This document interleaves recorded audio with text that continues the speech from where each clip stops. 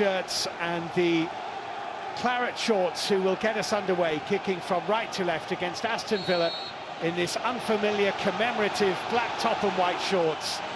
It's West Ham kicking towards the Holt end in the first 45 minutes of what promises to be an intriguing FA Cup third round tie.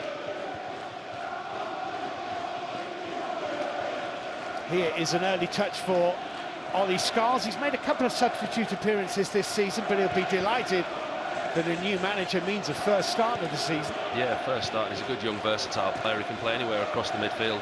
But tonight we see him dropping into that left back position.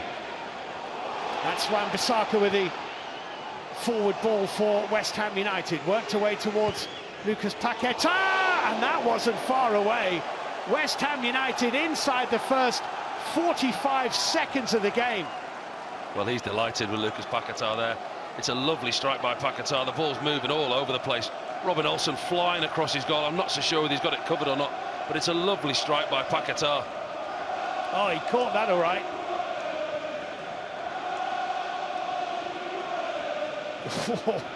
That was so close to being a dream start. Might see Paquetá playing in that number 10 role, maybe given a little bit more freedom. Under Lopetegui, he had defensive responsibilities. Under Graham Potter, I mean, it's very, very early, but the signs are he may have a little bit more freedom to roam in and around Nicholas Fulkrug. It's going to be a West Ham throw in, but there's a little bit of nonsense going on between Thomas Souček and Edson Alvarez and Tielemans, and the referee Tim Robinson is just saying we can do without that, thank you.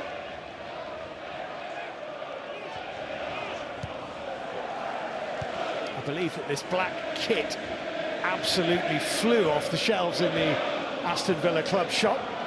Well, it does look great, doesn't it? I mean, from a distance, but it's very, very difficult commentating on Aston Villa at home and the away team wearing claret. It is, no, you're right, it is, yeah. It does look a nice kit, though, doesn't it? It's all gone, I'm afraid. I don't think you'll find one. If you're trying to get one, Paul, they've disappeared. Mind you, I imagine you've got a few kits stashed away. That's going to be a throw-in to West Ham United.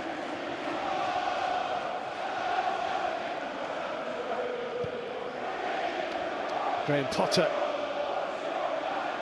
really, really successful in the first part of his managerial career. You can understand why Chelsea thought he could be the man to take them forward, but it didn't last very long for him at Stamford Bridge.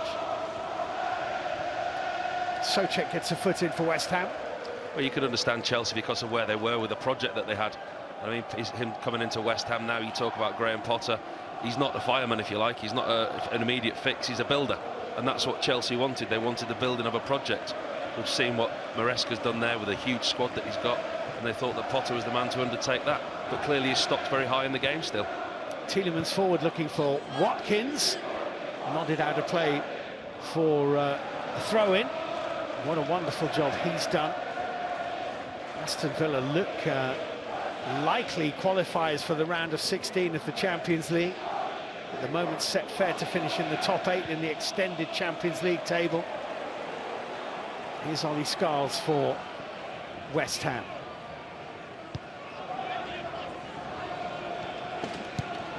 Alvarez exchanging a pass with Paquetá.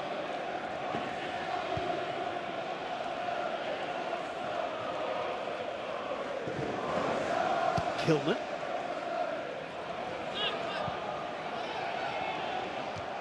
And Cash back to Olsen. Robin Olsen was actually the man that Roma identified to replace Alisson when he moved to Liverpool from the Stadio Olimpico. Didn't quite work out for him at Roma, Robin Olsen. And has been dotting around English football for a little while without ever really seeming to establish himself as anybody's number one. He's a good goalkeeper, Robin Olsen, 34 years old now. Experienced, as you say, only played 45 minutes of football this season. But he has dotted around the leagues now at his age, being a very, very good, experienced backup goalkeeper. But difficult at times when you've got a keeper like Emi Martinez. His game time's limited, gets his opportunity tonight. Mings with a forward ball. Long time out of the game, of course, Tyrone Mings. More than a season after he injured his knee in the opening game of last season.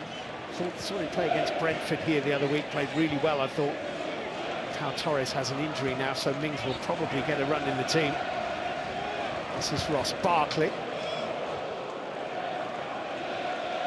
Villa, of course, in this retro kit without any names on the back of their shirts.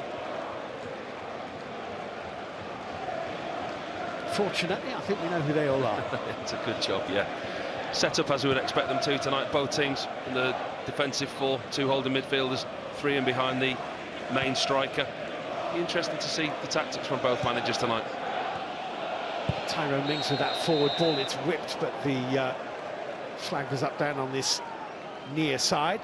Ian Martson came on against Leicester in Villa's last league game and made an immediate impact, actually, with an assist for what turned out to be the winning goal. Well, he's got so much pace, Ian Matson, and that's one reason that Unai Emery brought him to the club. And he's looking all the way down the line there. There's no reason for him to be offside there. He's put himself in a great position, looking all the way across the defensive line. Should keep himself onside, really.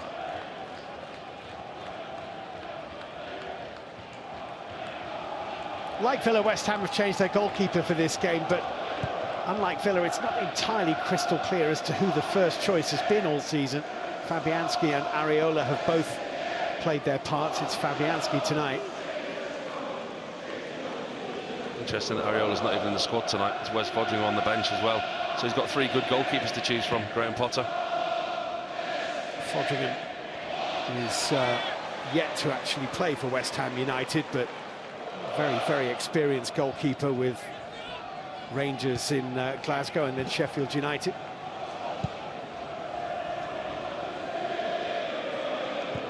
Mavropanos. Somerville darting inside. Mohamed Kudus here for West Ham United. Wan-Bissaka infield to Mavropanos.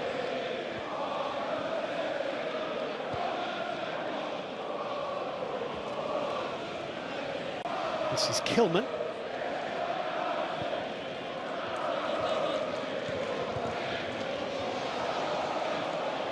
And it is a Villa throw-in. Last touch on that came off Wan-Bissaka, apparently.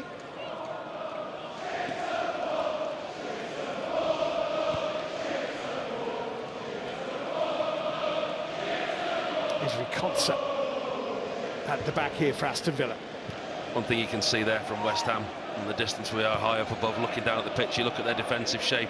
One thing that Graham Potter's worked on, obviously, in the very, very short time that he's been there. He'll have set the team up, they'll have gone through team shape and set plays. And you look how organised they are as a unit, moving up, down, backwards and sideways together and keeping very compact, this West Ham unit. Here's Cash. And Bailey.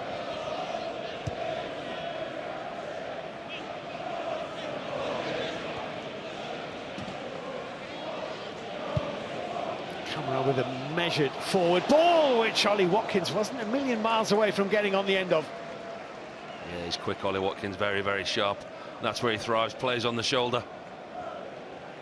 It's clever though, Mavropanos. Just gives him a yard, gives him a nudge as well, puts him off balance. Yeah, just a little bump, wasn't it? It was enough.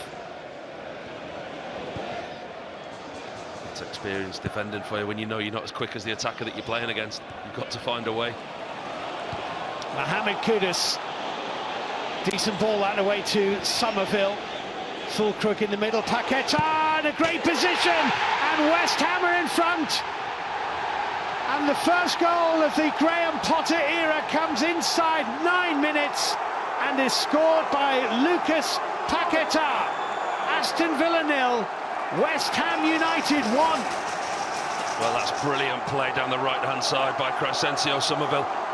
He may play his guitar in celebration, but it's a fantastic finish by Paquetá and a great start for Graham Potter and his West Ham side. It all comes from a long, hopeful ball forward. Fulkrug does well, he holds on to possession, and it's played out to the right-hand side. They will check for offside on Somerville, but it looks immediately that he's onside.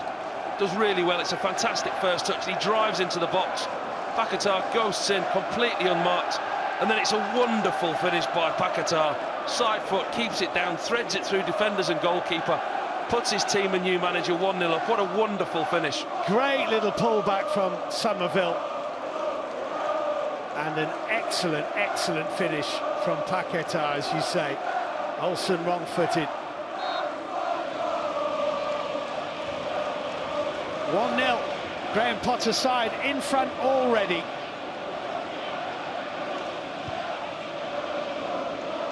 And there's the man who actually could have scored inside the first minute.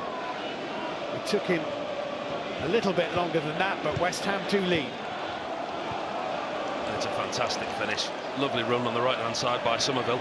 And of course, VAR won't be checking it tonight because we don't have it till the 5th round, do we? No, that's right. It's all about equality and third round of the FA Cup. Not every stadium in use is going to be set up to host VAR, so it only seems fair and proper that none of them should have it. Here is Camera. Yeah, onside though. I think you called it straight away. Clearly, as Kudus played it out to Somerville, he was onside. Here is Boubacar Camara. Yuri Tielemans. Bit of an early shot that for Villa. They don't lose many here.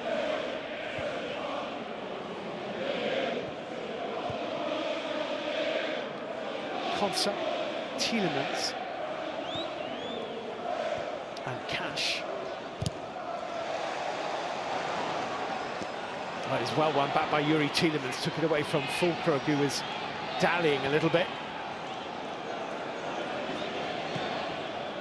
Martson.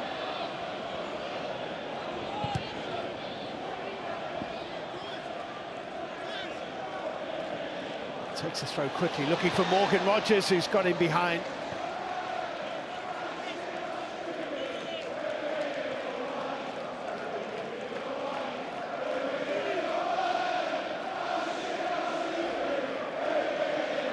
Well, the silver lining for Villa is that an early goal means they have plenty of time to put it right. And here is Ollie Watkins trying to turn away from Mavropanos, and he wins inside the corner. Yeah, they've certainly got the attacking prowess to do that, Aston Villa. Interesting to see what West Ham immediately they drop into almost a back five when they're out of possession. It's Crescencio Somerville that drops in on the right-hand side next to Wan-Bissaka, and defensively as a unit you can see it's something clearly that they've worked hard on.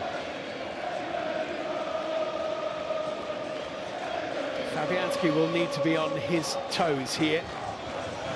It's Yuri Tielemans with the Aston Villa corner kick. Headed out by Soucek. Camera looking to win it from Somerville and lofted away by Mohamed Kudus. Chasing his own clearance away downfield, but was never going to catch Ian Martson. And Fulkrug here, a very hefty collision, and the very last thing West Ham need is an injury to a striker. Jared Bowen is out, Michail Antonio is out, and Fulkrug was immediately signalling to the bench, wasn't he, that he thinks he's done it. He thinks he's done a muscle here. Yeah, with no one around him, you can see immediately hamstring's gone. Yeah. Oh, that's a bad one for Nicholas Fulkrug. And you look, he signals to the bench, immediately change. You know as a player when the hamstring goes, and he knew straight away. You could see the way that he stopped. That's a big, big blow for Nicholas Fulkrug. With Antonio out, unfortunately injured for the rest of the season, it's looking like Jared Bowen picking up that injury. It's going to keep him out for a long time. This was Nicholas Fulkrug's real opportunity tonight to come into the side and show that man in your picture there, the new manager, what he can do and get him the goals. Well, the German has only scored 2 goals since he joined West Ham United from Borussia Dortmund. This is the goal that West Ham have scored through Edson Alvarez, and with a shortage of strikers, really, they'll probably be looking for more goals from the likes of Paquetá, from the likes of Mohamed Kudus, from Somerville. But Danny Ings is presumably the man who's going to come on here for Fulkrug, because he's the last striker they've got. Yeah, the ex-Aston Villa striker looks like he'll be coming on for West Ham. We look tonight to see who would play, whether it be Fulkrug or Danny Ings. Look, that man there, Alvarez, Paquetá, he's the one that's got the goal. That's a big, big blow for Nicholas Fulkrug, just when he thought he was going to get a run in the side as well. Less than 15 minutes into the start. Yeah, he's going to hobble off, but here is Danny Ings, who scored 14 goals in 52 matches for Aston Villa before leaving them to move to London and East London and West Ham, and comes on against his former club very early on in the game. Fewer than 15 minutes on the clock. West Ham lead, but it's a blow, and Fulkrug hobbles away. It doesn't look good for him, does it? Well, it's not the kind of injury you're going to get over in days. It's going to be weeks. It looks like I mean, we're not doctors or physios or prescribing injuries, diagnosing injuries. But it's not just a tweak, is it? It's not just a tweak of the hamstring. That didn't look good for him. So instructions being passed to Danny Ings, actually passed by Narcis Pelak, the man who was sacked by Stoke City only a matter of days ago. He's now part of the coaching staff for Graham Potter at West Ham. That's a sad sight for West Ham fans. Fulkrug hobbling away. Well, if they weren't going to go into the transfer market in January for a striker, that there almost certainly gives Graham Potter no option other than he has to, because Danny Ings at the moment is his only fit striker. Yeah. Here's Tyrone Mings for Aston Villa.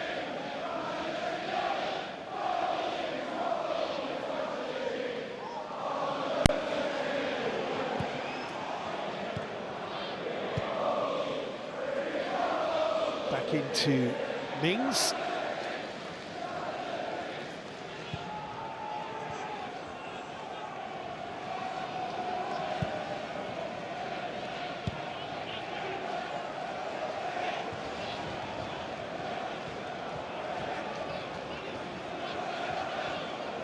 Olsen assessing his options.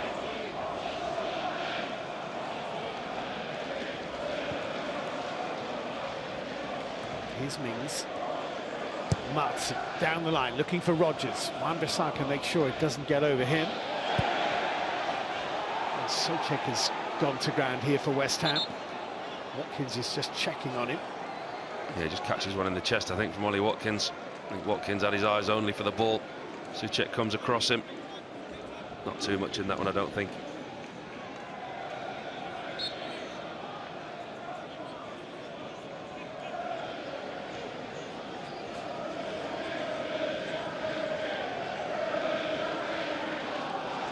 Mings was an England regular when that injury came. We'll be hoping he can get back into that kind of contention. Morgan Rodgers has been hunted down here. It's Kudus and Paquetá again, and a block this time from Cash. Really good one. Scarles for West Ham. Flicked off camera. Ross Barkley back into his defensive midfield partner. Good block that by Cash. Well, it was almost a carbon copy of the first goal, wasn't it? Come from the right-hand side. Kudus and Somerville closing down, winning possession back. Aston Villa haven't really got started, losing possession, giving away possession again there far too easily. Lost possession down their own left-hand side. Somerville, Kudus, it's Morgan Rodgers this time. Kudus is sharp, onto the ball, looks up and he lays it across to Paquetá, and you're thinking, carbon copy of the first goal. But that time Matty Cash gets out, makes a really good block. Yeah, good defending that. And that's 3 times now Lucas Paquetá has had a very presentable sight of the Aston Villa goal. Villa having more possession, but no opportunities at all yet in the game. Less is more at the moment for West Ham.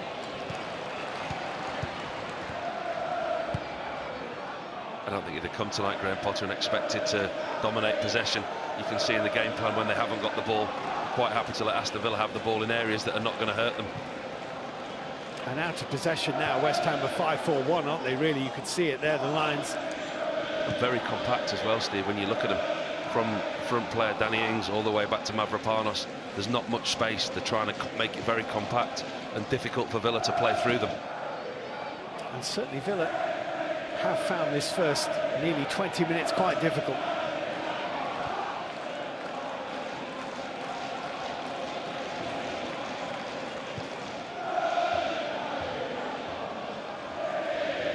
Mings. Martson.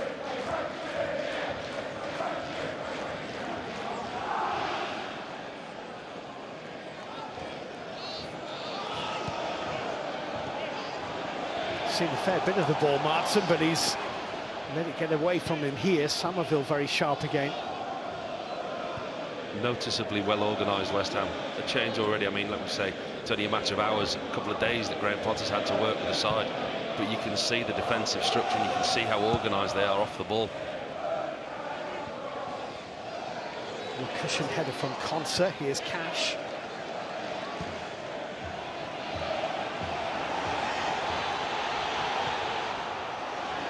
Martin. Watkins has come deep. Rodgers didn't really get anything on it. And it rolls harmlessly through to Fabianski. I've often wondered what is the manager's psychology when he's just... the former manager's feelings when he's just left the club. And he's had built-up relationships with players and stuff, you know, and then he gets the sack and the next game they win. Is he sitting there pleased for the players he worked with, or is he sitting there cursing them because they didn't win when he was in post? Probably the latter. Well, I think everyone's different, I guess. If you look at Ruben Amorim's interview last week when Manchester United went to Old Trafford and got a draw, they said he was the only one that was disappointed because he was frustrated. Where's this performance been for the rest of the time? And you can maybe understand, right, wasn't he? Yeah, absolutely, and you can relate that to a manager that's got the sack, probably sat there watching, thinking, where was this? Why didn't you do this for me? But obviously there's that thing called new manager bounce. Yeah, Lopetegui may or may not be watching. Aston Villa have an injury here. Ross Barkley is the man down.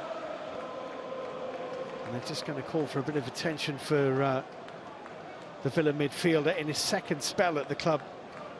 Ross Barkley, having had a fruitful little loan period from Chelsea with Villa a few years back. And he's not getting up in a hurry, is he? There's another one that seemingly went down without anybody around him.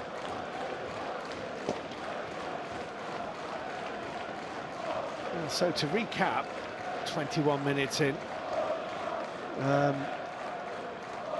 West Ham with that early goal inside 10 minutes through Paquetá, then losing Nicholas Füllkrug to injury. Danny Ings comes on, and Bobby Madley there, the fourth official, has his board ready, and it would appear as though Ross Barkley now is also going to have to be replaced.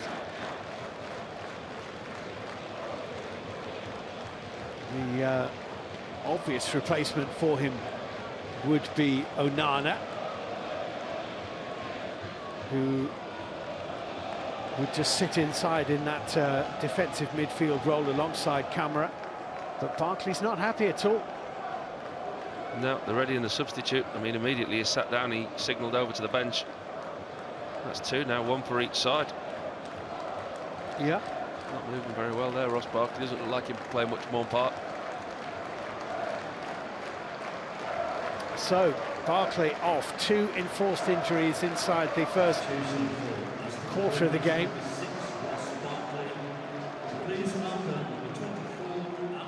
Amadou Onana has been a really good signing from Everton, and will slot in there very comfortably indeed.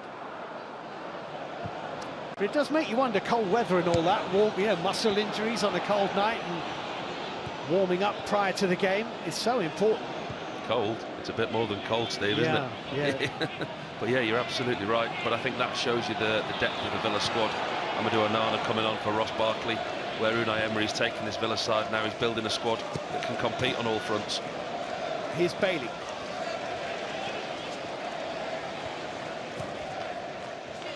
Taken up by Cash. Camara. Konsa. Tyrone Mings. Morgan Rodgers. Tielemans just had to retreat to go and stretch that, was put under a bit of pressure. Onana won it well.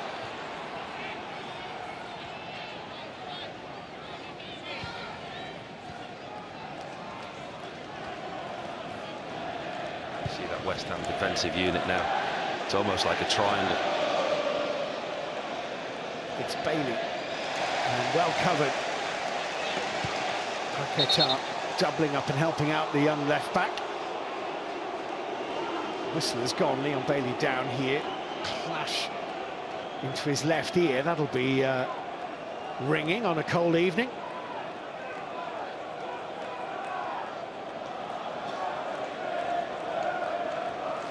Does well, Bailey. He's got the step overs, tries to get through the middle. He catches Paquetá's leg on his way down, I think. Yeah. Inadvertently catches his ear, and as you say, a cold one.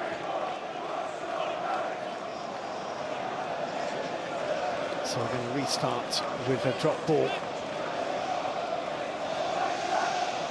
England international now, Morgan Rodgers. He's been a terrific signing for Aston Villa.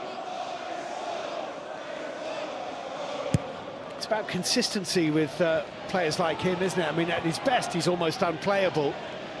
but there have been little dips in his form as well.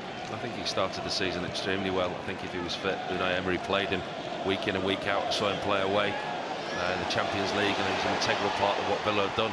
Only in recent weeks has he maybe had a little bit of a drop-off. Didn't play in the last game against Leicester, but due to John McGinn's injury, he's back in again tonight. I think he's integral to what Villa do. He's become a really, really important part of this Aston Villa side. Scarl's clearance, Villa throw, Cash taking it long, trying to get it in behind the left-back who covered well. Tielemans got a fleeting bit of that and then pushes over Paquetá, who certainly made sure that the official knew about it. Well, he put two arms up and he gave the push in motion, Tielemans, then he didn't give the referee much choice, although Paquetá did seemingly make a lot of it. Paquetá's done very well on 3 or 4 occasions now to help out Ollie Scarls at left-back. Seen him working harder than I've seen him work before, tracking back in this West Ham defensive unit, what he's been asked to do. Talked about him in that number 10 role, but he's been all over the pitch. You'll recognise Bruno there, Graham Potter's understudy from his time in charge of both Brighton and Chelsea, former Brighton defender, Spaniard. It's going to be a free kick.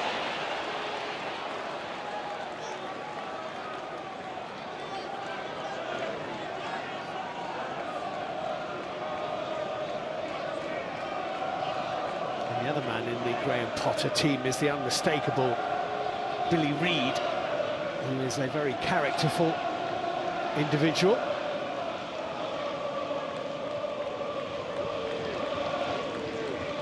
So free kick which Somerville is going to take. West Ham very lively in the first period of this game. Somerville's driven ball into the box is a decent one. It's levered away by Onana, and West Ham settle for a corner here. That's another noticeable change there. Free kick quite deep, not so far into the Aston Villa half. See West Ham loading the box up, putting the ball into the box, whereas before under Lopetegui we may have seen him play backwards, sideways, recycle the ball. No, see that as an opportunity to get an attempt on goal and put the ball into the box.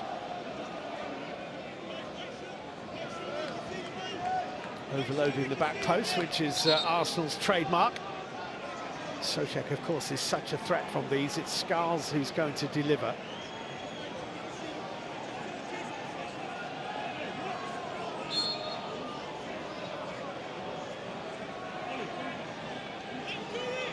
Kudus is the man standing right in front of Olsen, hoping he can obscure his view of this.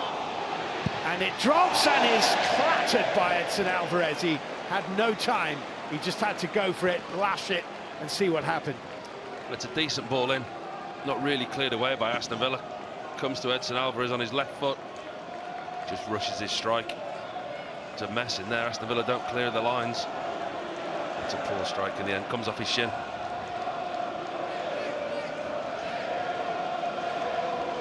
Sent off twice this season, Edson Alvarez.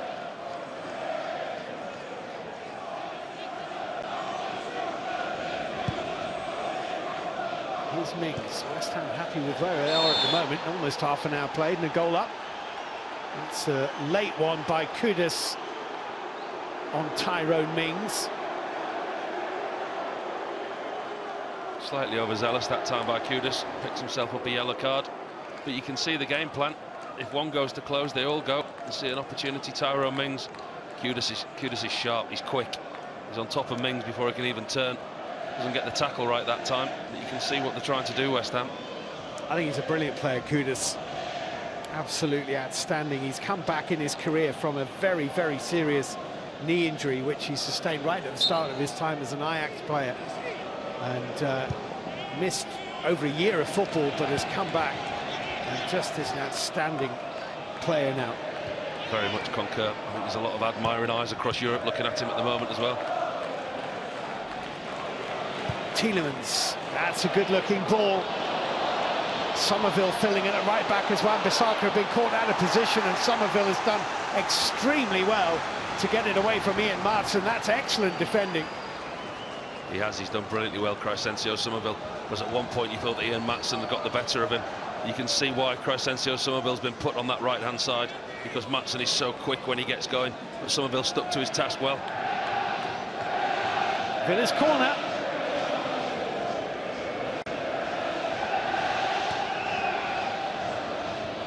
So go back to Tielemans, might deliver from this different angle. Wan-Bissaka got something on it. Tyrone Mings trying to cushion it into Cash, who lofts it up, and Fabianski could see that coming, whereas Onana really couldn't, and Fabianski won it. And we've got another injury. It might have been a bit of Fabianski into Amadou Onana here. He's offside anyway. Just catches him on the way through, I think, the goalkeeper. Between him and Souček. Souček gives him a little shove into the goalkeeper. Quite lucky that VAR's not in operation tonight, Thomas Souček. Slight little push on Amadou Onana. He was in an offside position, wasn't he, when he was lifted in, but now Somerville is down for West Ham, and well, is this going to be a night when Aston Villa and West Ham play at a price, because they've each had a player go off injured already, and now Somerville's in trouble.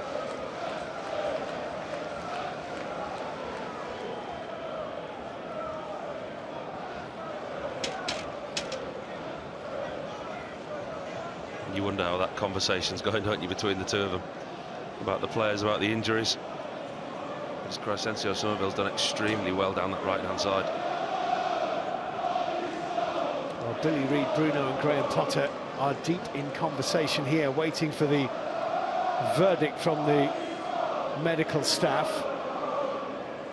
So look at that. I mean, in terms of attempts at goal, 5-0 West Ham. Nothing from Aston Villa in the first 31 minutes at home. That is most unlike them. It is, and I think you can see from West Ham's point of view, you can see a clear game plan. Spoke about that defensive unit, but they spring out of that, and they've got the ability with Kudus, that man there. They're hoping that hamstring injury is not too serious. Crescencio, Somerville, Paquetá, they've got the offensive threat when they need to in the final third. They break the trap, turnover possession. They're very, very quick. Well, he's going to give it a go, Somerville.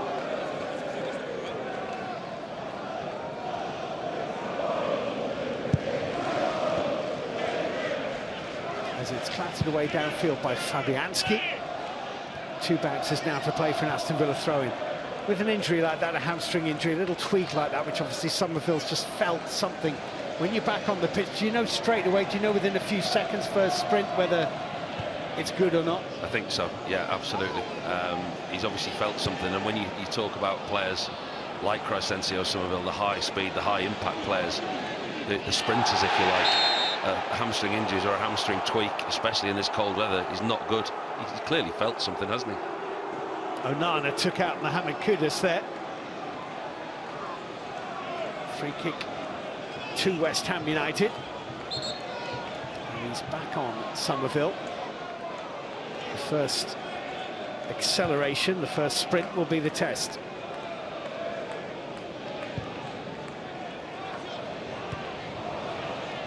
And Scars winning his side of throwing off Cash.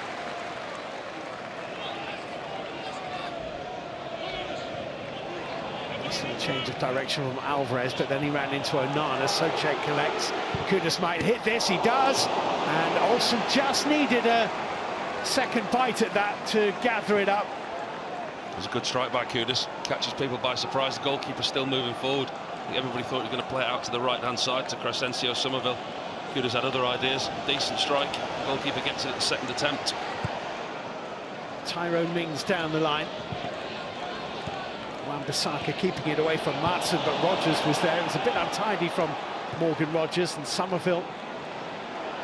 Danny Ings chasing a bit of a lost cause.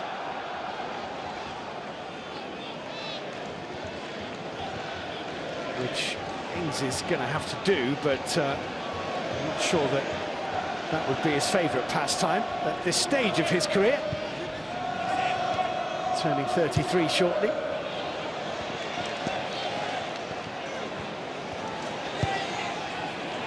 Here's Cash.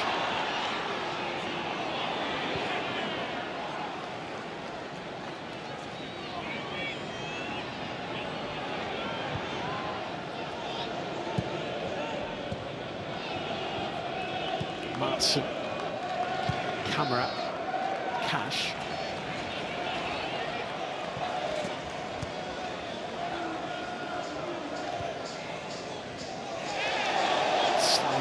Villa's scars, and the last touch was off a Villa man, because it is a goal kick to West Ham United. He's frustrated, Tielemans. He's done well. Oliver Scars at left back. And his team a goal kick there. Sticks to his task. Sees Tielemans out the game. Tielemans has been the one that's been tasked with, been in and around Ollie Watkins. The possession that they've had, they haven't really been able to make anything of it in the final third. Although now trying to press higher.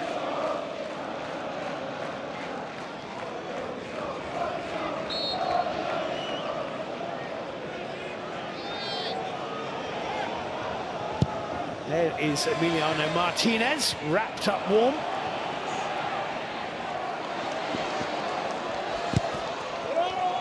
Mings to Cash.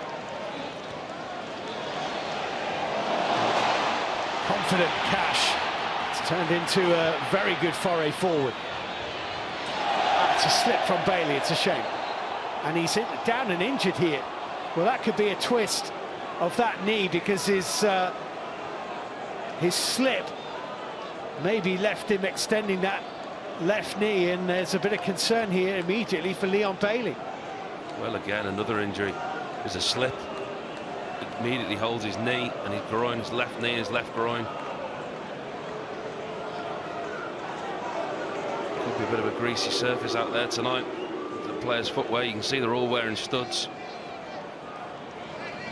The heating will have been on under the pitch to melt the frost. So it's a good, wet, moist playing surface. Ball slipping about on it, but so are the players. Well, luckily for Leon Bailey, I think he's okay.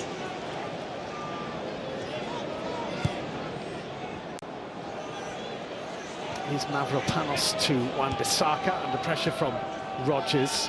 Kuda's little flick inside. Wan-Bissaka felt that as he just lost a 50-50. Amadou Onana, Rodgers.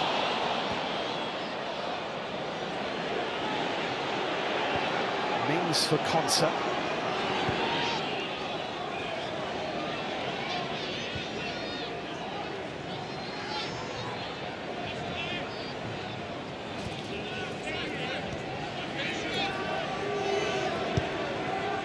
Cash to Isri Konsa. Camera. Bailey.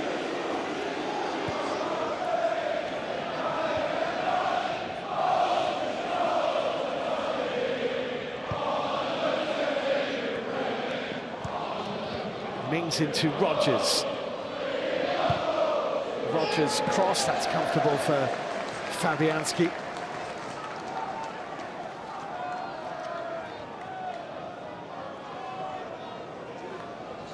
Not a great deal to do tonight so far, Lucas Fabianski. His defence have protected him very well at the moment.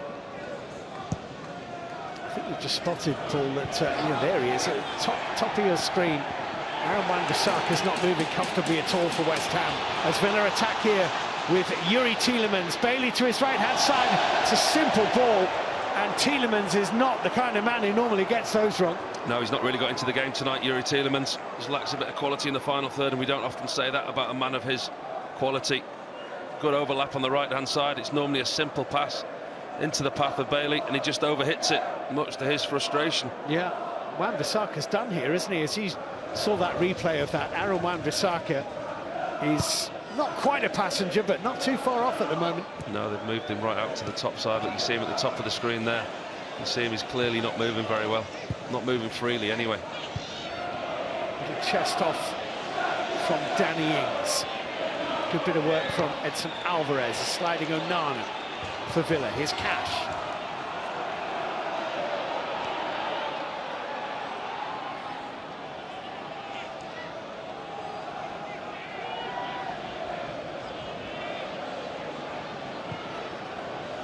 Here's Mings now for Villa, who are really looking for a little bit of spark and inspiration. And Tielemans, heavy touch off his chest.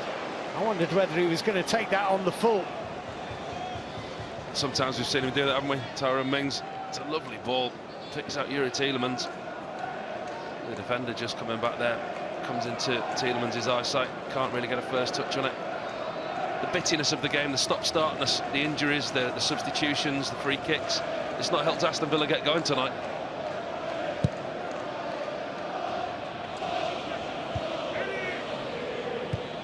be a Villa throw.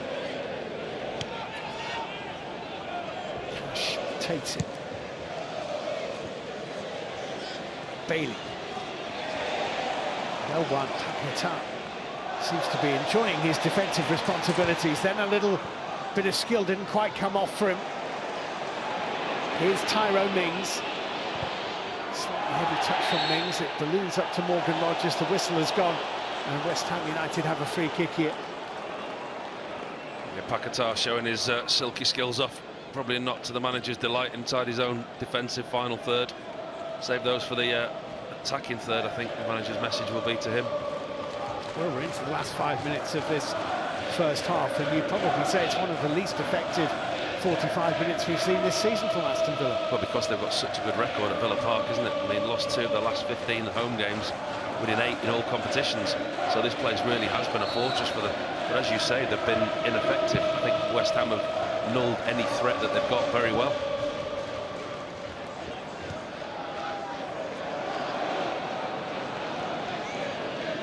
Arsenal beat Villa here in the Premier League, and Crystal Palace beat them in the League Cup, but they're the only 2 defeats they've had on home turf this season, Villa, and they're a long way from losing this one. But they've not been great in this first half. It's picked off by Cash, just a bit too much on it for Bailey. Edson Alvarez here for West Ham United. Given away quite cheaply by Danny Ings with a header which fell to Konsa.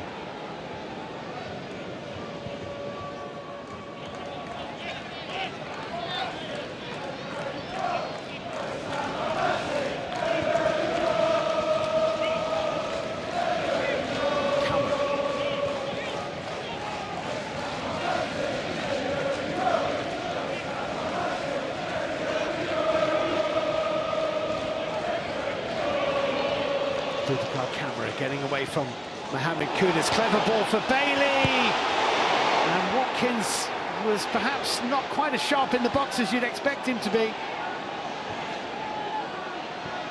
Scarles here, just taking a moment to sort his feet out under pressure from Ollie Watkins, and Villa will have a throw-in. That was better, but Watkins couldn't get in the end of it. Yeah, that's the first better bit of attacking play that we've seen from Villa. The noise in Villa Park increases. Good play by Boubacar Kamara. Slips the ball in behind. Cash. It'll be a corner.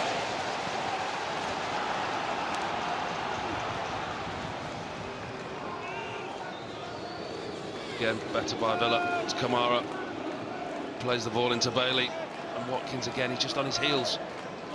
Boubacar Kamara whips the ball across into Bailey. Watkins just not there.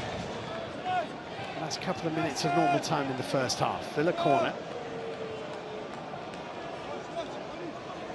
Yet to make Fabianski make a save. In goes Bailey's corner, pushed away by the West Ham goalkeeper to Mohamed Kudus. Oh, that was cut out by Kamara. Ings would have had a long way to run had he got through him, but even so, it was an important interception. Good defended by Ian Maatsen. He's quick. That's one thing with Maatsen, his recovery runs. Sometimes gets caught out of position, but his pace gets him back in, enables him to make that challenge. Somerville offside here.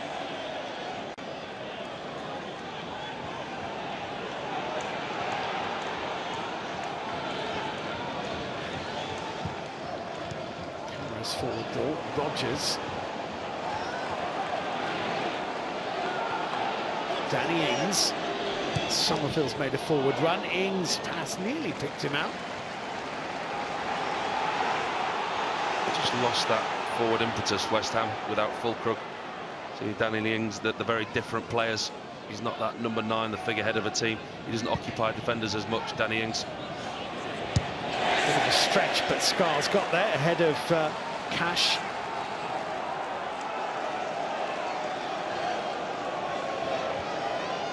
You can be pleased with this first 45 minutes. The 19-year-old, he's only just turned 19 as well. Ollie Scarles making his way in the game. Fourth official tonight is Bobby Madley. And the board is in his hands at the top of your screen. The number is 4, a minimum thereof. Rodgers for Villa. Cash.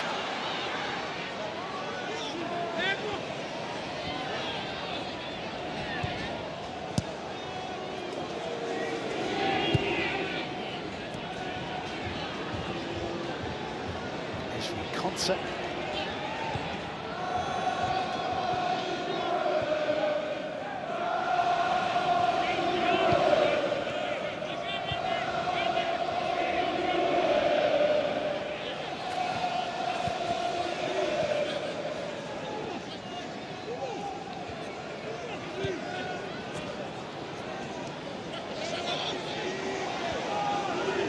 Teammates playing keep ball between themselves at the moment, waiting for the moment to release the pass, and there it goes to Cash. Cash maybe had the opportunity to get it into the box, tried to drag it back onto his left, and has conceded a free kick. Good work again from Paqueta. He's worked hard, but it's been too slow from Aston Villa tonight. The build-up's been slow, it's been pedestrian and methodical and predictable. West Ham have clearly got this defensive shape, and they allow West Ham to drop into that too quickly. Aston Villa need to move the ball quicker, pull players out of position, try and get in behind, down the sides. As I say, it's all been too slow and in front of West Ham from his point of view. Paco Ayestaran is the man alongside Unai Emery. He's going through the iPad of options.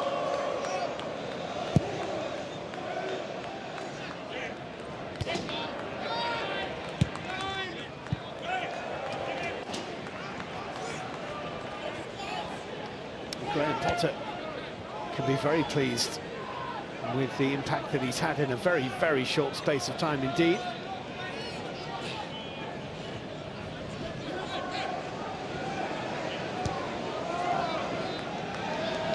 I think the biggest thing from Graham Potter's point of view is you can see immediately the organisation of this West Ham team. Spoke about the lack of space on the pitch for Aston Villa to find, and again Tyrone Mings on the ball trying to find spaces, but only looks up and he sees the claret and white shirts. Very, very organised, filling spaces, filling holes, and extremely compact. Cash dropping a decent looking ball over the top of Scars. Bailey got there. It was well covered by Kilman.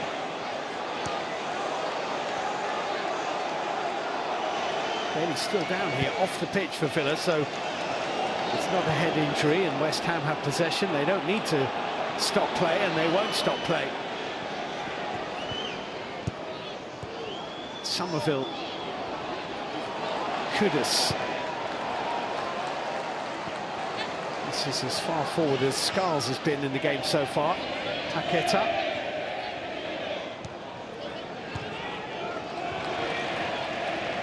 Edson Alvarez into the last of the 4 added minutes, theoretically anyway.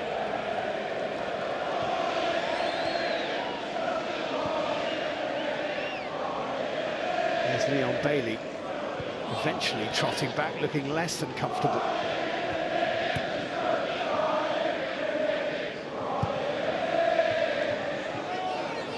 Comfortable for Cash.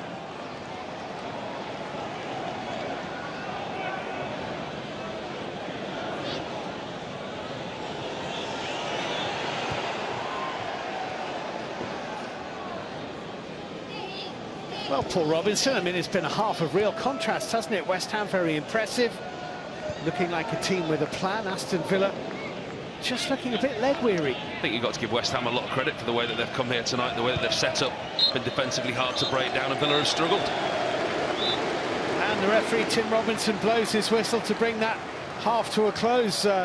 Graham Potter's impact has been impressive. He's going to be replaced by Vladimir Soufal here. The fullback coming on, and Somerville, Paul Robinson was struggling a little bit, wasn't he, towards the end of that first half with what looked like another muscle injury. Yeah, looked like he felt his hamstring. He was having a really good game, Somerville, both offensively and defensively. Set up the goal and worked very, very hard and dropped in and made a back 5 when they were out of possession. Interesting to see what they're going to do now. It looked like Soufal has dropped in to that right-back position. Yeah, Wan-Bissaka is the man who's pushed on at the moment. Well, we'll see how that shapes up, but it's Aston Villa who certainly have room for improvement after their first half performance, and I'm quite sure that Unai Emery would have been pointing that out to his side. Very seldom you will watch 45 minutes of Aston Villa at Villa Park and see them create precisely nothing. And that's what happened in the first half here. So 1-0 West Ham, Villa from right to left in the second half. If you are just joining us, the side in black and white are Aston Villa. It is a retro kit, part of their celebrations of their 150th anniversary as a football club. West Ham in the white jerseys and the claret shorts. This is Esri Konsa for Aston Villa.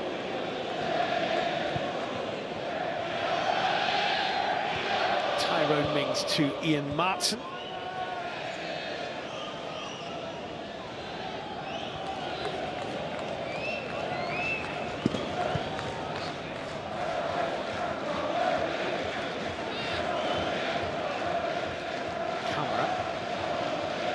Making a forward run.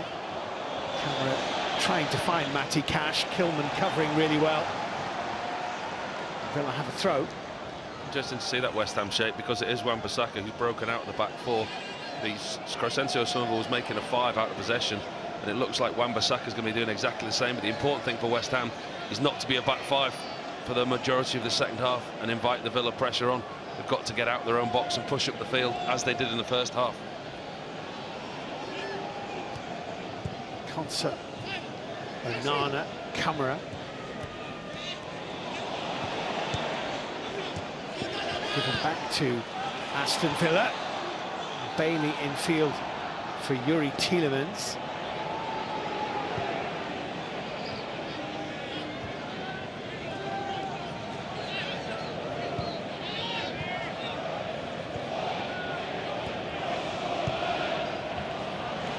Good anticipation by Soufal to get in front of Rodgers. We haven't really seen enough of Rodgers or Watkins or arguably Tielemans from Villa so far. I think you could argue that about any Aston Villa player. They haven't really got started. I think there'll be an interesting team talk what Unai Emery had with his team. Certainly want more urgency going forward and produce more of an attacking threat. That's a good block from Lucas Paquetá for West Ham. Aston Villa will have a throw-in. They had comfortably the lion's share of possession in the first half without really doing anything with it. That's a bit careless. It's out of play for a West Ham throw-in. Which, like you say, Steve, it's unusual for Aston Villa at home because they've got such a good home record. They're so proactive going forward, scoring goals and attacking team. Maybe understandable why Villa Park is slightly more quiet than it normally is. Yeah, Holt End, one of the great ends of English football. Of course, the stadium holds a very significant place in FA Cup history because it was for so many years one of the chosen venues for the FA Cup semi-finals. There have been some absolute classics over the years on this ground. Call me a traditionalist, but I did prefer it when the semi-finals were away from Wembley. Takes a little bit of the shine off the big day, if you ask me. Well, some of the greats were played here. Manchester United, Ryan Giggs' goal against Arsenal. Palace 4, Liverpool 3. Villa Park has seen it all in the FA Cup over the years. Villa fans will want to forget this one unless it changes in the next 40-odd minutes. Yuri Tielemans. Leon Bailey, Cash. Camara scooped into Amadou Onana, not cleared by Kudus, and Onana and Martin. Well, I'm not pointing the finger of blame at him, but that does kind of sum up Villa so far. Yeah, he gets it all wrong, Matson. He just rushes it, doesn't he? Onana spots him in space, lifts the ball over the top. Just takes a wild swing and gets it all wrong.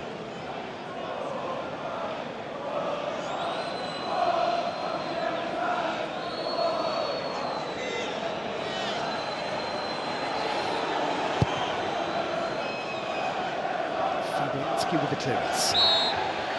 So, free kick to West Ham. Cash is unhappy.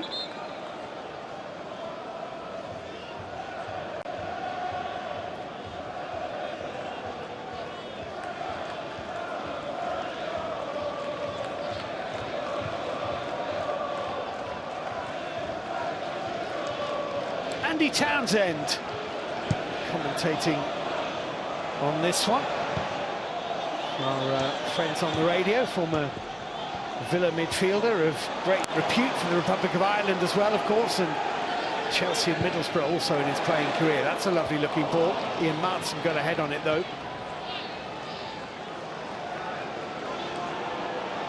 Just haven't managed to get anything going tonight, Aston Villa. Like they are now, Tyrone Mings just slow on the ball, slow in possession, giving West Ham time to get back into this shape.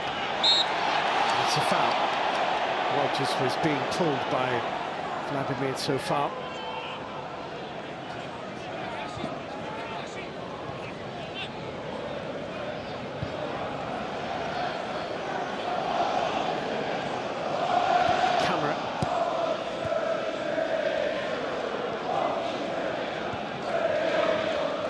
Of course, when West Ham won the UEFA Conference League in Prague against Fiorentina, well, we might return to that in a minute. The flag is up here against Cash.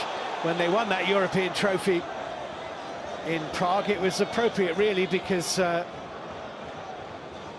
have Czech ownership, West Ham, and of course Soufal and Souček in the side. They would have absolutely loved going back to Prague to win that. I think that's what Graham Potter touched on in his press conference, his opening press conference as West Ham manager. The recent success that the club had was one thing that attracted him to the club, as well as the academy, as well as the history, the fan base. Because as we said before the game, he turned down a lot of jobs, Graham Potter, before accepting this one.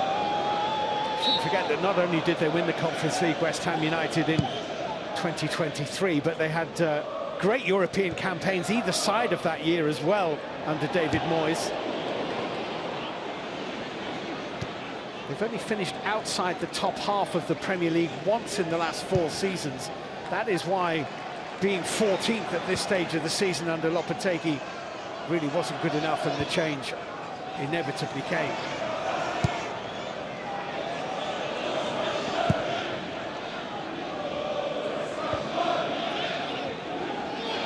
Onana turning away from Kudus, but block challenge from Alvarez. Now Mohamed Kudus, the Ghanaian. Danny Ings down the middle. Pulled back for Edson Alvarez, who couldn't quite take it in his stride. Morgan Rodgers is there for Villa, pirouetting neatly out of a very tight corner. Such good losing feet. out. Such good feet by Morgan Rodgers in a tight area. And Emery will be delighted with what he's seen from his player there, but he wants him to be doing it in the final third, not his defensive third. Really good control. Rodgers almost nicking that from Edson Alvarez, who has now lost it. Morgan Rodgers here for Aston Villa, trying to get it into the run of Ollie Watkins, and Mavropanos used his body very, very well there.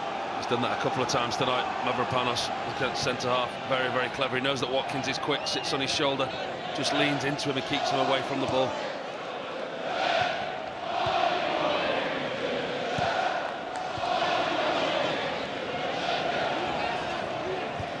Saka. Mohamed Kudus holding off Tielemans. It's an inviting ball for Leon Bailey, which is not what he intended.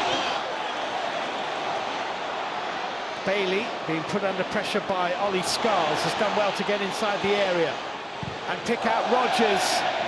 And they're still waiting for their first attempt on target, Aston Villa. Frustrated, you can see the body language of the Villa players. Bailey this time on the right-hand side, twists and turns, gets the better of Scarles. Just too much pace on the pass. Can't get a clean strike. Rodgers bounces up in front of him. It's the top of his foot, harmlessly over the bar. 10 minutes of the second half have gone by. If there is improvement in Villa's performance, it's by degrees rather than by leaps and bounds. But here's Tielemans and Watkins. Rodgers. Good block by Soufal, and Danny Ings coming back to tidy up.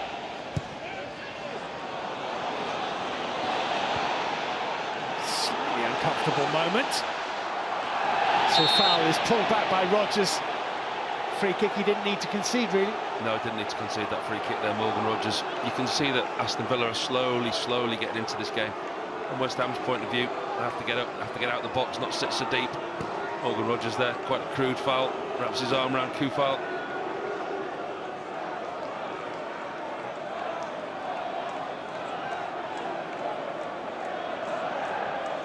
Unai Emery looks a bit nonplussed by his side's display.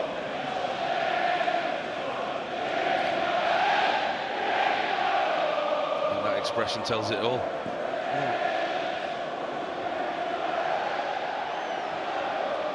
4 times a winner of the UEFA Europa League, 3 with Sevilla and 1 with Villarreal.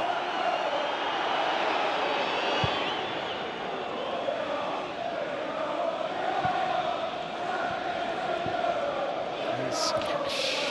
It's deflected off Paquetá, and it's a corner. Thumbs up for the decision from the West Ham contingent, not so much from the Villa.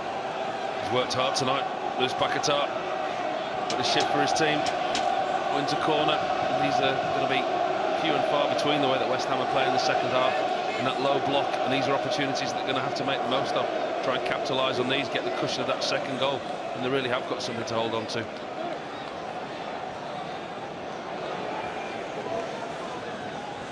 Thomas Souček's been a threat from these situations for years and years, and that's Mings who headed it almost out of his goalkeeper's hands, actually, but Yuri Tielemans has it here for Villa, and there might be a break on.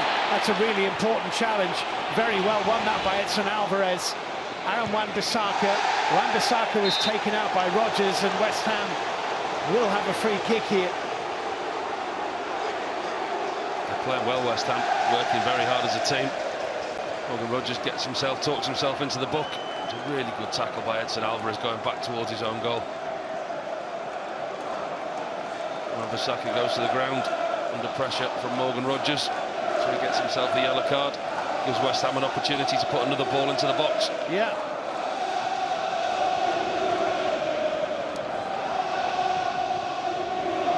I thought he wasn't a million miles away from a yellow card for the little pullback a couple of minutes ago. He certainly wasn't going to get away with 2 in such quick succession.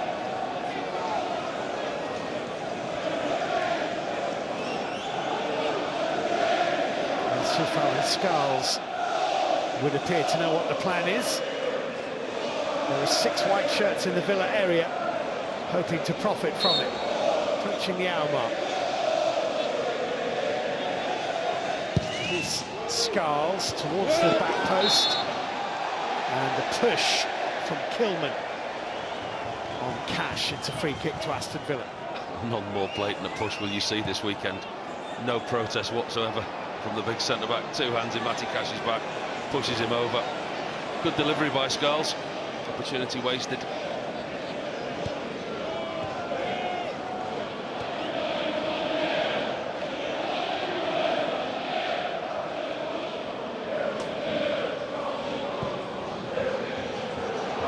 Here's Cash.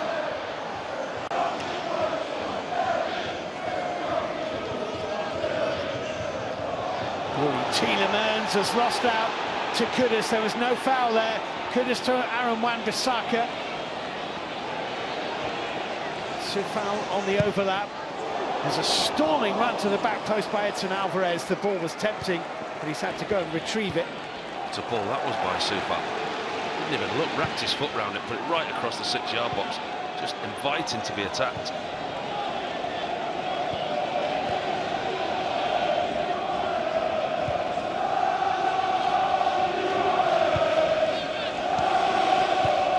So foul for Aaron Wan-Bissaka. Kudus slightly overhit that.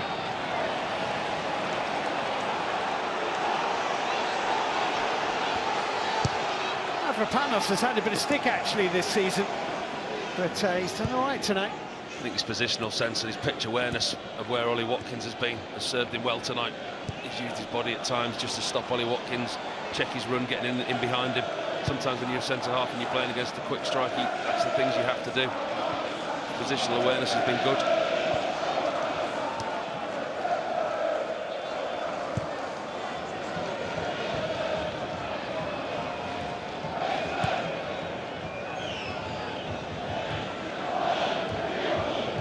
Alvarez back to Kilman.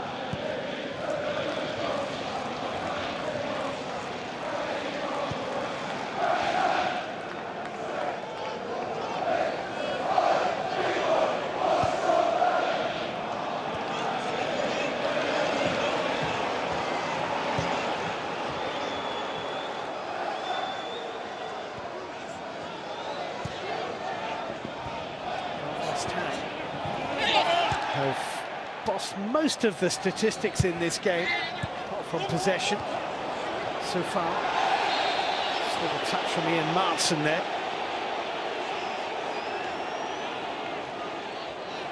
Bit lucky maybe not to get a yellow card. Again, it's a very stop-start game, isn't it? Lots of free kicks, lots of stoppages, lots of fouls, lots of free kicks, and that's working for him and his West Ham team. It's just stopping Aston Villa getting into any kind of rhythm tonight. Not seen Aston Villa struggle like this season, especially at home, to get into any kind of rhythm and get any kind of creativity.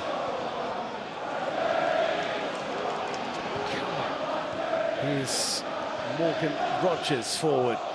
Yuri Tielemans. Scars. Tielemans' slip was ill-timed, but he recovered.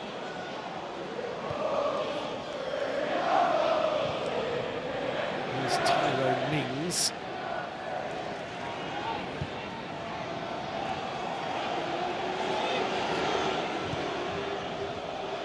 Watkins couldn't turn Kilman. Shoot, say the Holt end. Tielemans thinks otherwise, probably wisely.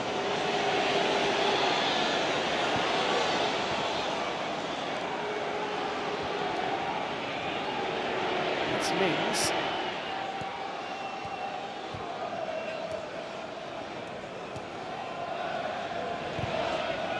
Well, they're playing a patient game here, Villa, but they're finding there are just no gaps. They're so organised, West Ham.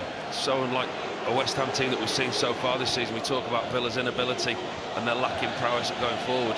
How much of that is down to West Ham's defensive structure and what Graham Potter's already instilled into this West Ham side? You can see the structure and you can see the organisation, and it's working well for them so far. I don't know when he did it. He only signed for them yesterday. They must have trained yesterday afternoon. And he's obviously done. They've walked through team shape, and it's quite easy in meetings. The manager can get across ideas and what he wants and what he expects. Listen, the minimum requirement is maximum effort, and sometimes that's been a miss. Cash, it's blocked by Edson Alvarez, and Aston Villa have a corner kick. They still have almost half an hour, probably at least half an hour with added time to try and keep themselves in the FA Cup.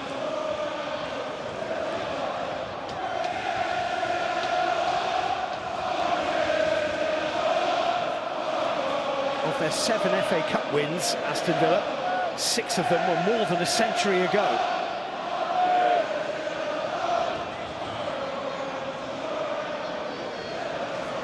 In comes the corner kick, and Watkins didn't really get the contact he was looking for, though it was a decent leap by the striker. Tielemans, they're claiming handball, Aston Villa. Edson Alvarez slid across Yuri Tielemans. Just to repeat, there's no VAR tonight, so the on-pitch decision will stand, however much Aston Villa complain about it. Well, he's absolutely adamant, Yuri Tielemans, that come off his hand. But again, I think the players may forget that there is no VAR in action tonight. Edson Alvarez comes across, makes the challenge, and to be fair to Alvarez, he's turned his back on the ball, and it's very, very unintentional. If it is, I don't think there's anything in that. No, VAR aren't here. Even if they were, that would not be a penalty. Only a sliding along the ground with the arm on the ground at such close quarters. Headed out and volleyed in by Martson. And there might be a break on here because Kudus is playing a bit of head tennis with himself and advances a long way before Martson, whose shot it was, which inadvertently set up that West Ham counter-attack, did well to dispossess him. The game is just stretching a bit, but that's a poor ball by Tielemans. It was a lovely strike by Martson there. I think that was goal-bound. Really good block in the West Ham 18-yard box.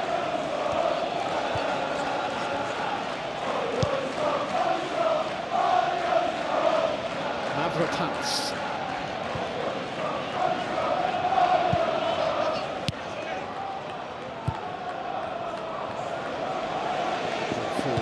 From Wan-Bissaka was asking quite a lot of Edson Alvarez, and Mings dealt with it.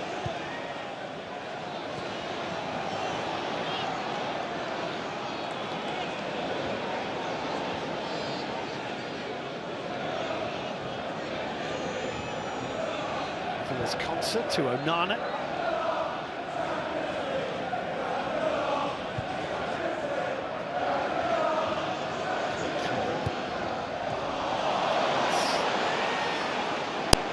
third has been a real problem for Villa.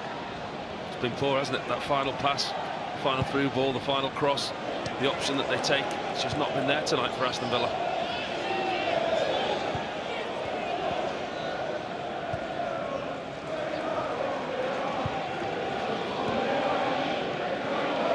Kilman. Slightly fortunate not to be dispossessed by Bailey with Skulls.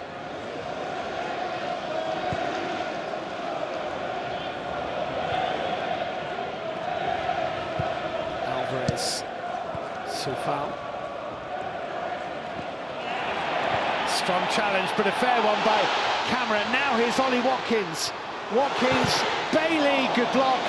Tielemans, and wide. He says deflected. Referee doesn't agree. Better by Aston Villa.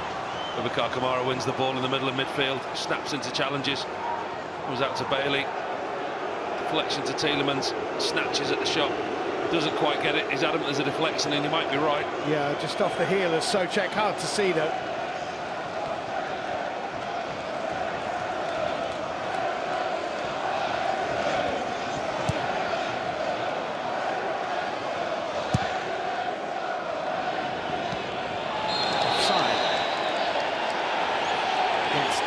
Villa say that Ings has just kicked the ball away.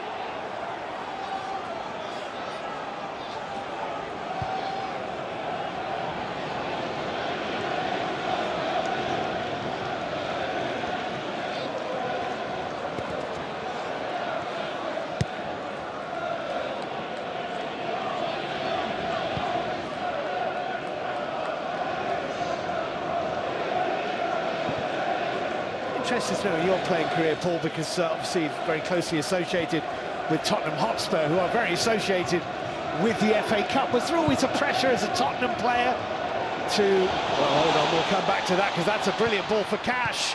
And Watkins, well, he was closely marshalled and couldn't quite get it under control. What a ball this is. It's a great kick out by Robin Olsen. Everything else has failed for Villa tonight, so he goes route one. Great ball out to the right-hand side. It's a lovely cross into the box. Ollie Watkins just can't get on the end of it. Not route one this time from Aston Villa. It's certainly more direct from the goalkeeper. A lovely long pass. Avoided me talking about Tottenham Hotspur and winning trophies. Thanks. Here's Bailey for Villa. And Tielemans, great block. Great defending that by Max Kilman, and Martin, well saved by Fabianski. That must have moved in the air quite a lot. It was well hit by Martin. It's an attempt on target for Villa in the 69th minute. It's their first of the game. Great strike by Martin. It was doing all sorts in there. It was moving the ball. Goalkeeper Fabianski does well just to palm it away to safety. But the noise inside Villa Park is growing, and you can feel Villa getting better and better in the game. Martin.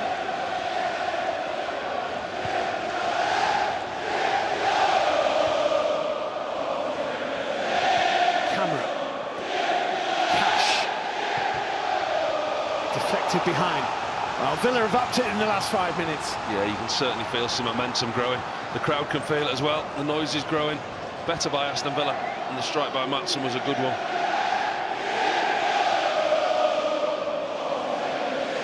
There we are. First attempt on target in the game for Aston Villa. More than 3/4 of the way through this third round tie. Well saved by Fabianski, because it did move a lot. Fabianski, an FA Cup winner 10 years ago with Arsenal. They defeated Hull City in an eventful final. 2-0 down after about 10 minutes. He's on his toes here, the West Ham keeper. As the corner kick is floated in. Mings tried to get something on it. It's Onana. And there was no room. It took a deflection. It's a corner. Deflection, I think nobody on the pitch really saw that apart from the referee. Villa players certainly weren't claiming it. This is a strike from Martin. You can see it just goes around the back of Soufal. Ball moves a lot. Fabianski does well to get it away from danger.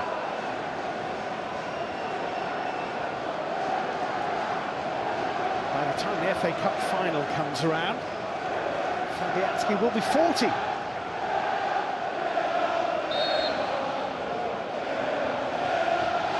Villa corner. 20 minutes to play.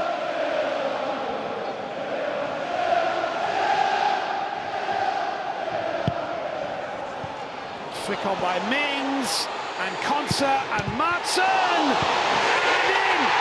Amadou Onana pokes it home for Aston Villa, who are level in front of the Holt End with 20 minutes to play. Back in the cup tie.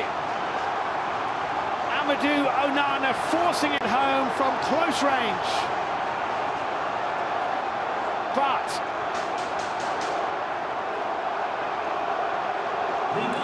well, West Ham are absolutely incensed. Lewis Paquetá is sat down at the far post. He feels that he was fouled in the corner before the corner came in. The back post there. Enzi Konsa puts Paquetá to the floor in the build-up. yeah, And it's a strike by Ian Maatsen that causes the melee in the box. Looks like a decent save initially from the goalkeeper Fabianski, but Onana's the quickest to react. It's a really good strike, keeps it low. Goalkeeper does well. Onana gets there, gets it over the line. But West Ham are complaining, A, that it wasn't a corner, and B, that Paquetá was fouled at the far post. yeah. Well, Onana was certainly sharp. Fabianski wasn't helped, actually, by the deflection the shot took off Thomas Souček in front of him, to just change the trajectory into his midriff rather than his gloves. But look at Paquetá and Konsa here. Is this a foul? Well, he's made a bit of it. The other bone of contention was whether it was a corner in the first place. But it is 1-1. And we have no VAR. So I think they would still be unpacking that now if we had, looking at 2 or 3 different situations, whether it was or wasn't a corner, the foul or no foul on Paquetá. The thing is, it was a good strike at the edge of the box by Maatsen, and Onana was quickest to react. Yeah. Well, they would certainly have looked at the foul or potential foul on Paquetá. VAR not equipped, well, it's probably equipped, but not allowed to judge on whether it should be a corner or not. It is 1 each, and Villa, somewhat fortuitously, are level, though. They had upped it last few minutes, you would have to say. They've certainly made an impact. They've also brought on Jacob Ramsey, I think.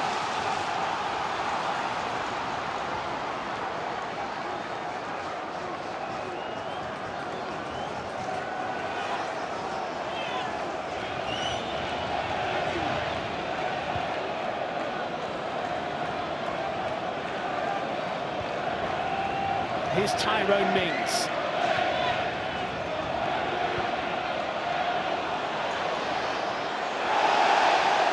That's gone behind.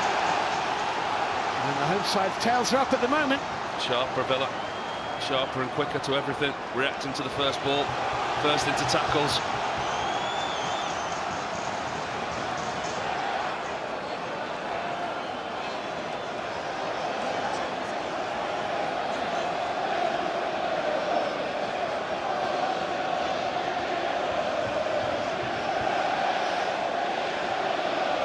Villa corner, Tielemans. It's a push by Konsa.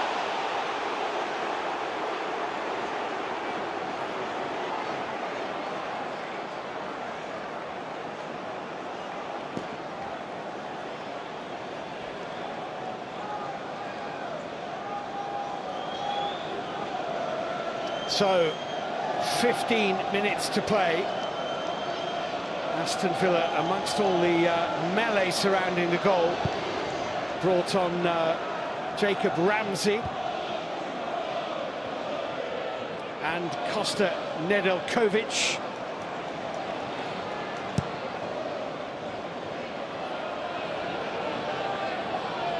And Emiliano Buendia. It was a triple change. Cash off, camera off, and Bailey off. Here's Watkins. Watkins across goal, and Morgan Rogers stabs Aston Villa in front, and the whole cup tie has turned on its head in the space of 4 minutes, which you could not have seen coming. Because 25 minutes into the second half here, West Ham were 1-0 up and looking comfortable. 5 minutes later, they're 2-1 down and looking bewildered. They've turned this cup tie on its head, Aston Villa, from a really poor performance in the first half.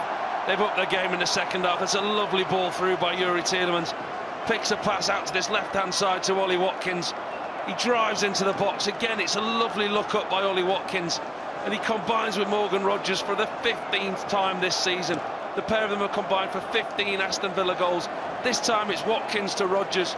Really well played by Ollie Watkins. Looks up, finds Morgan Rogers. Still got a lot to do in the 6-yard box. It's a really good, tight, close finish. Well, from somewhere, Aston Villa have rediscovered their mojo and scored twice in quick succession, and no wonder West Ham are shaking their heads. Morgan Rogers with the second goal. Well, West Ham look shell-shocked. They look like they've dominated the majority of the game. And then all of a sudden Aston Villa get themselves back in the game. Not only back in the game, they put themselves ahead. Confirmation of the 3 Aston Villa changes which they made between their first and second goals.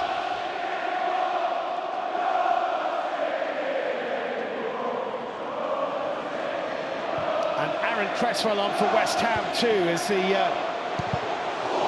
ball fell to Buendia. Ollie Scarles, the teenage left-back, is off, and Aaron Cresswell, the very experienced left-back, is on for West Ham.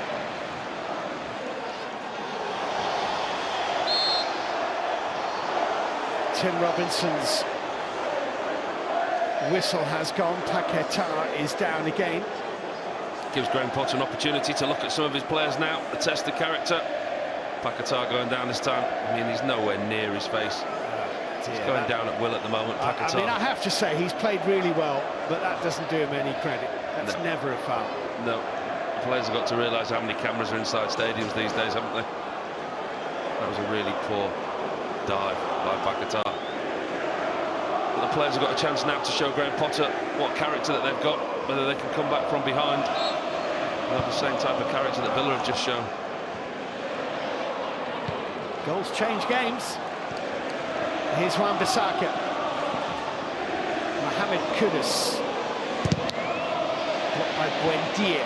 Tielemans forward. Rogers, the scorer of the second goal, looking for Watkins. Just cut out by Mavropanos. And the deflection of Ramsey sent it back into the path of Watkins. Jacob Ramsey to shoot and hit the post. And Watkins to retrieve. Buendia trying to find Watkins, and Soufal was just caught by Ollie Watkins, and Jacob Ramsey smashes the right hand upright. Oh, it's a brilliant strike by Jacob Ramsey. Leaves Fabianski clutching at thin air. Couldn't have struck it any better. Misses by the width of a post. But where have this Aston Villa been? Unai Emery must be sat on the bench scratching his head. Where's this team been for 75 minutes? All of a sudden, this is the Aston Villa that we used to see in all season. Yeah.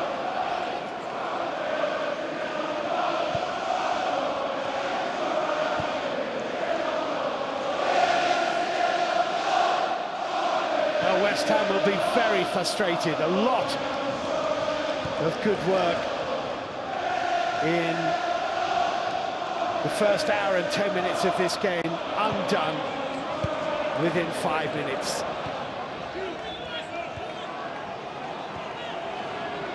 And if Ramsey's shot had gone in rather than come back off the post, it would have been 3 Aston Villa goals in the space of about 8 minutes. It was a great strike as well, wasn't it? I think those possession stats there show you that almost 80% for Aston Villa. Yeah. The last 10 minutes, that shows you how they really have upped their game.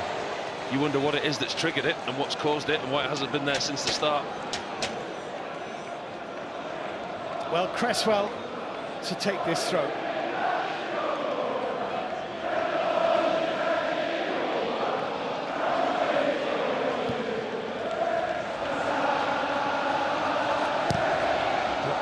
Rogers, Onana is there.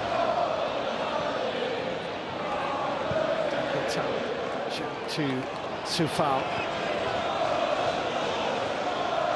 Wan-Bissaka. Souček.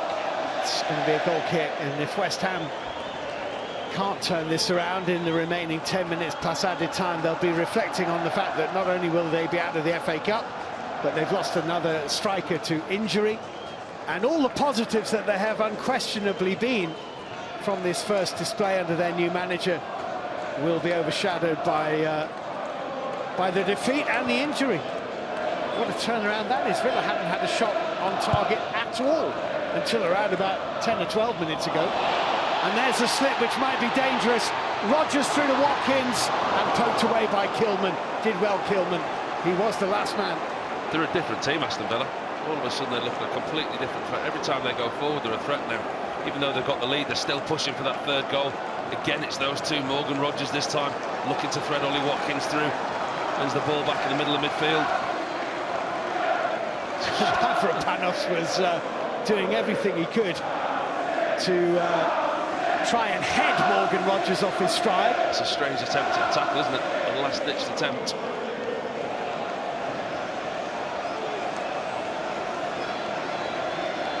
Well, it's going to be an Aston Villa corner kick. Rodgers.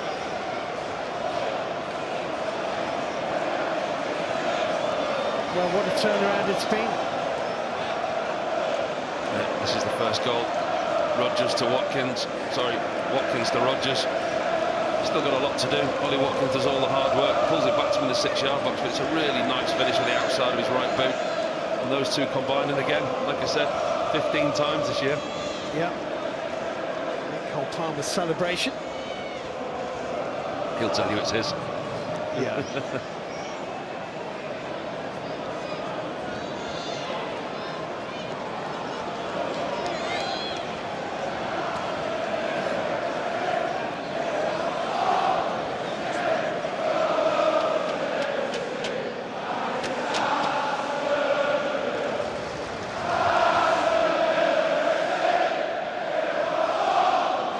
It's going to be a Villa corner kick. This is all going to add to the added time that will give West Ham the opportunity to try and turn things around. Mavropanos is receiving treatment as West Ham are hoping they can keep themselves in the cup here, and who would have seen that coming? Mavropanos there injured himself as he attempted to stop Morgan Rodgers with his shoulder and his head. It's a break in play. Chance for West Ham to regroup. Not so sure that they know what's hit them in the last 10 or 15 minutes, as all of a sudden Aston Villa came to their own party.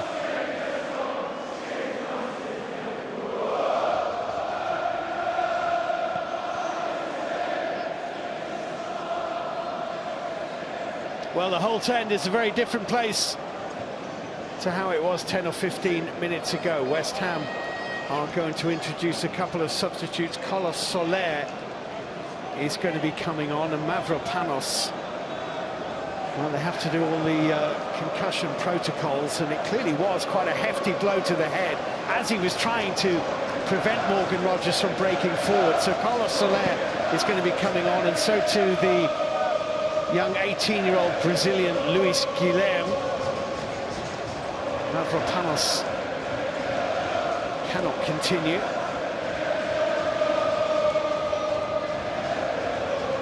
Luis Guilherme is eager to get onto the pitch. And here he comes. His minutes have been limited, really, since a fairly big money move from Palmeiras in Brazil. And Carlos Soler comes on for Edson Alvarez.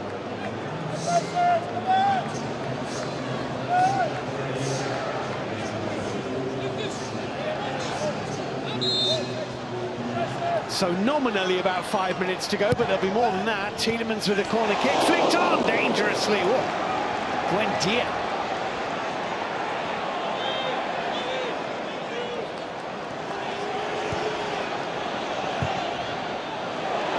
That's short.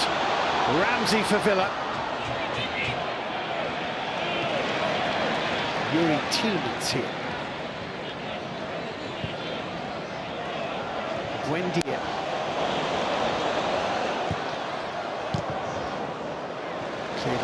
volley by Kilman.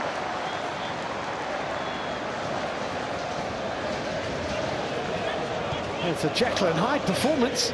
Yeah, it really is. He'll be scratching his head, Unai Emery, as to the way that Aston Villa played in the first half, because they were almost out-tacticked by West Ham and Graham Potter in the way that they're set up.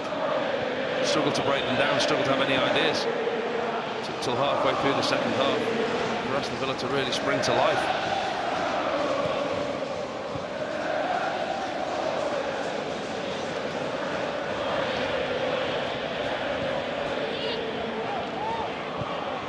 Tielemans into Rodgers, suddenly finding space, nearly squeezed that through Wan-Bissaka. Might be a free kick against Onana, it is. Paquetá, the victim. If you come in from that kind of angle, it's kind of immaterial whether you get the ball or not. It's where you've been travelling from that is the offence. Yeah, I think the referee was right on the spot, and referees are always going to give that type of challenge as a free kick.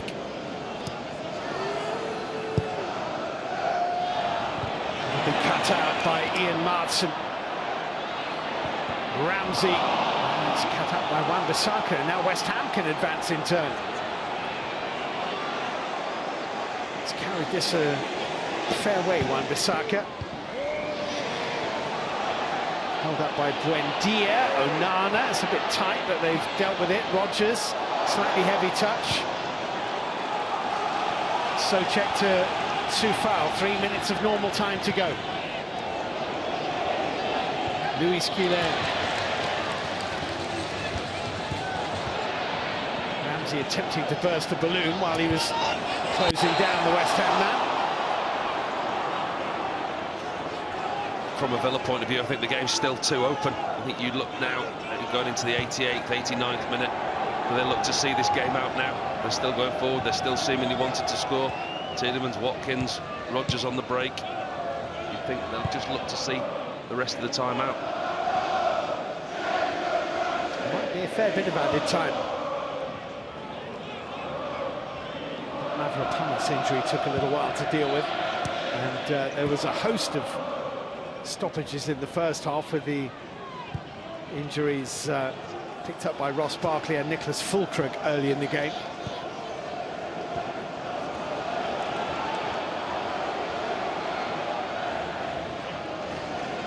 As Kilman delivers a good-looking ball, actually. Mohamed Kudus, Onana took it away from him. And Ramsey for Aston Villa, and Watkins, and if he can spin it away to his right-hand side. There was a fairly risky ball on to Buendia, but probably at this stage of the game, 2-1 up, it's not the ball you want to play. No, I think that was more game management from Ollie Watkins. He was quite clever there, kept possession rather than losing possession, and chasing that third goal. Rodgers, neat little flick. Watkins has West Ham rather stood off him, turns it wide, and it's dealt with by Kilman. Still time for West Ham here. We're hearing that there might be 6 added minutes at the end of this one.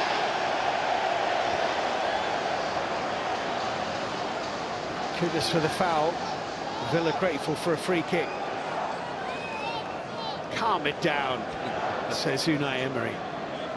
He always looks the calmest man in the stadium, doesn't he, sometimes? And then when he does have his rants on the touchline, you know he's got a point, and a point that he wants to make. He is right up there with the most polite managers you could ever wish to meet in the cut and thrust of the post-match interview arena. I think he's done an incredible job, hasn't he? What he's done at Aston Villa in the short time that he's been there. When you look at the managers that have lost their job in a lot shorter time, where he's taken Aston Villa to the Champions League. I was lucky enough to be at Villa Park when Villa beat Bayern Munich in the Champions League in this stadium. And if I have a better night than that, then I'll be lucky this season. Kudus' pass has gone behind Thomas Souček. It's an unfortunate slip, but Ramsey's got away with it. Maatsen infield, Tielemans took his eye off the ball, that might be costly. Ings finds Luis Guilhem. There are indeed a minimum of 6 added minutes in this third round tie. Villa's lead is slender. Ings was beaten. Kudus spreads it. Wan-Bissaka, it was a poor touch by Aaron Wan-Bissaka, allowing Martin to nick it away from him.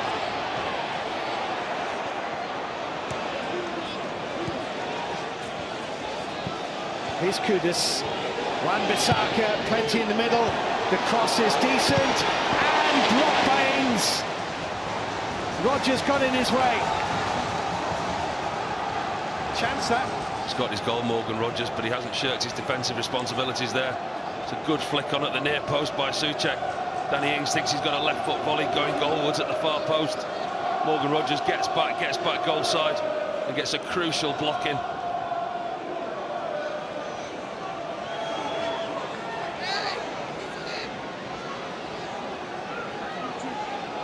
So West Ham corner kick.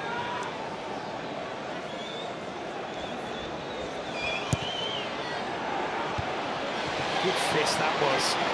Martin trying to help it on its way.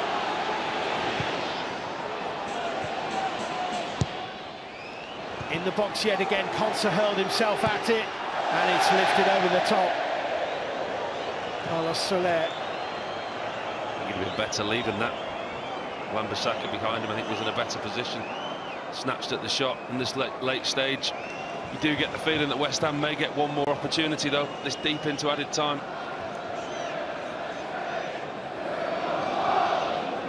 Olsen might hurry this.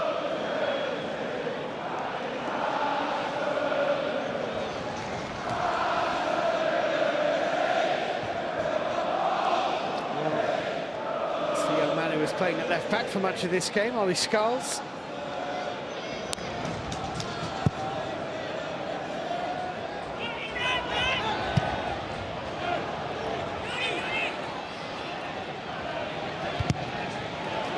He probably won't, but factually could say, well, we were winning when I went off. It's a team game. It's a team game.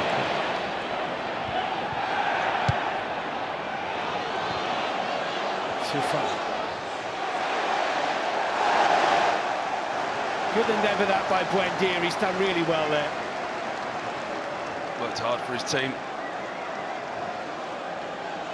And throwing deep to the West Ham final third at this stage of the game. It's all about running the clock down. Martin out to play. West Ham throw.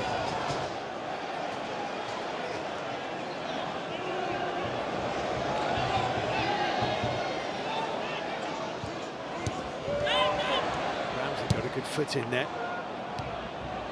That's neatly brought down by Danny Ings. He's done really well. Kudus, that's a lovely looking ball away towards the left-hand side. That's a good block. Aaron Cresswell doesn't score too many. It's a corner though. It's a ball, that was by Kudus. Looks up, sees Cresswell in acres of space, and he sweeps it across Villa Park, right into his path. He doesn't have to break his stride. No real conviction from Aaron Cresswell. Gets the ball out of his feet. It's a good block. Poor strike.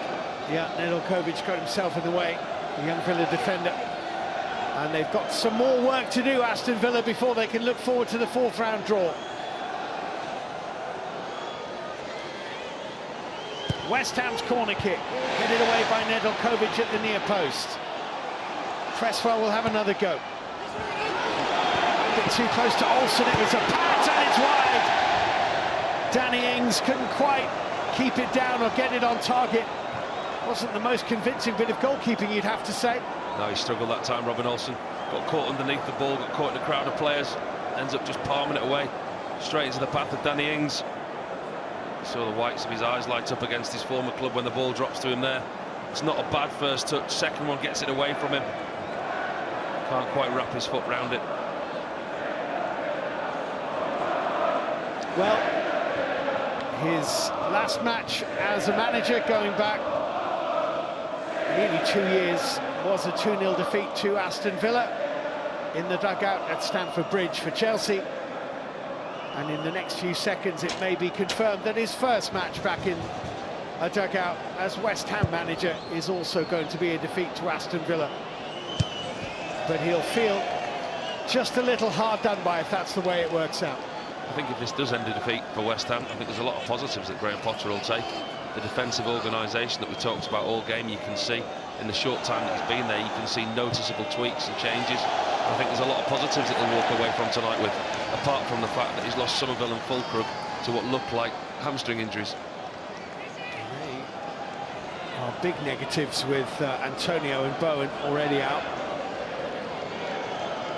Nearly there, Unai Emery's side. He's lucky a foul throw wasn't given against him there, Nedeljkovic. That's Fabianski's last chance here. Fabianski with the ball forward and handball by Mohamed Kudus, and that might see Villa over the line. Indeed it has. Tim Robinson has blown his whistle, and it's Aston Villa who progressed to the 4th round of the FA Cup with a comeback victory for Unai Emery against West Ham United.